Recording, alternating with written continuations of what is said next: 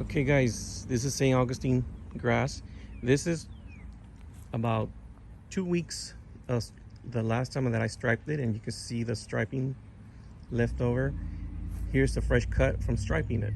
Okay, the whole meaning to this one, the secret to St. Augustine striping basically is you train your blades, your grass blade, to grow at a certain direction.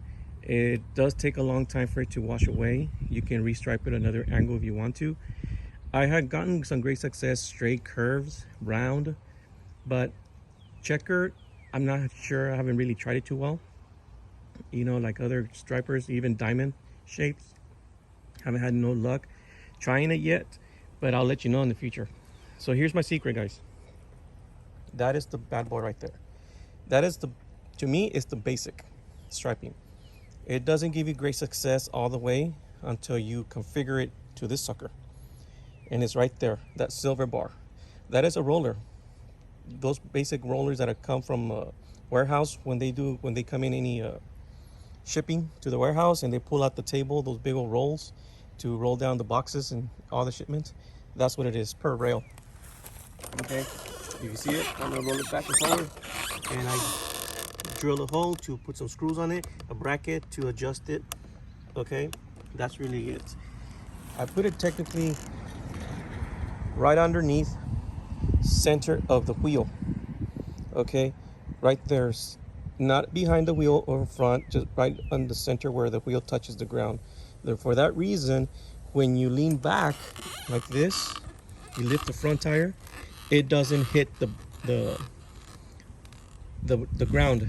Okay, and it doesn't cause you to fight it, you know, to lift from lifting it. So that's the secret to that, and why it's flexible. You see how it swings forward and back for that reason too. So if you're on the pavement on your driveway, or you're in the grass on dirt, it's not going to be hitting it or anything. It's just going to roll. It's about maybe quarter of an inch lifted from the wheel, above the wheel, higher than the wheel, excuse me. So anyway, that's the whole secret to that part. When you roll it, you can do twice. You can run it one time, and you can come back again and run it again, and you get to double compress the grass, but you're really technically not doubling it. You're whatever you quadrupling it.